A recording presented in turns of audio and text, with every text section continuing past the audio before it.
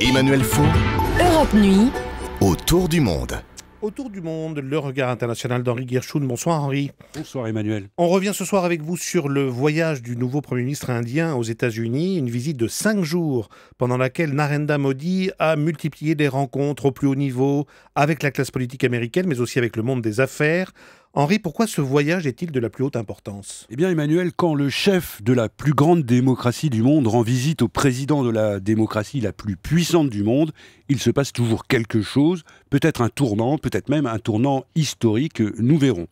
Mais le moins qu'on puisse dire, c'est que l'Amérique aura mis les petits plats dans les grands pour montrer l'importance qu'elle accorde à l'autre géant d'Asie, manière de prouver à son hôte, qui pouvait d'ailleurs en douter, que la Chine n'est pas devenue l'unique centre d'intérêt à Washington. Quant à M. Modi, lui non plus n'aura pas ménagé ses efforts pour vendre à l'Amérique son grand projet d'une Inde nouvelle, plus ouverte, encore plus performante et prête à s'impliquer davantage dans les affaires du monde. Dîner privé à la Maison-Blanche, rencontre avec les membres les plus éminents du Congrès, même un tête-à-tête avec Hillary Clinton, pour ne pas insulter l'avenir, et d'intenses réunions de travail avec les patrons des plus grandes entreprises américaines. Avec en point d'orgue un show de Narendra Modi, un show en rockstar au Madison Square Garden de New York, devant 20 000 Américains d'origine indienne, et un discours retransmis sur les écrans géants de Times Square. On a vraiment déroulé le tapis rouge. En fait, quel était l'objectif principal de Narendra Modi ?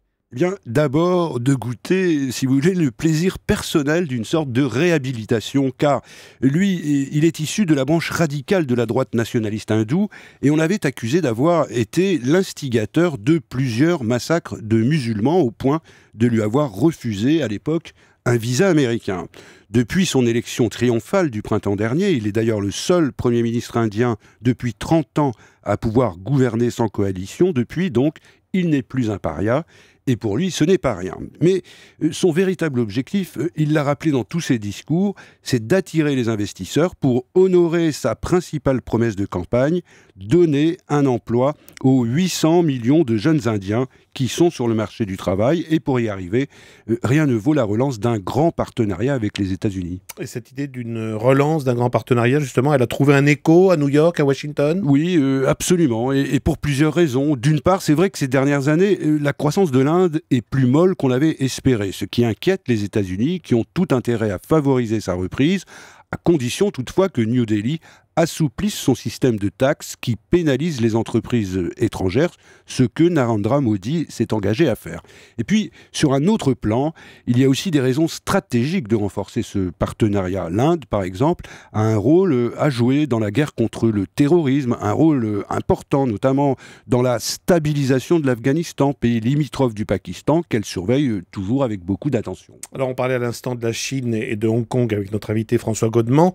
J'imagine, Henri, que la question de la Chine aussi a été au centre des discussions entre Indiens et Américains. Bien sûr, on a parlé du dynamisme économique de la Chine, mais aussi de son expansionnisme maritime, mais pas seulement, qui inquiète de plus en plus ses voisins. D'ailleurs, il y a encore 15 jours, au moment même de la visite en Inde du président chinois, des troupes de Pékin, en grand nombre, ont fait une incursion au Ladakh, une zone frontière entre les deux pays, incursion qui a nettement contribué à refroidir le climat.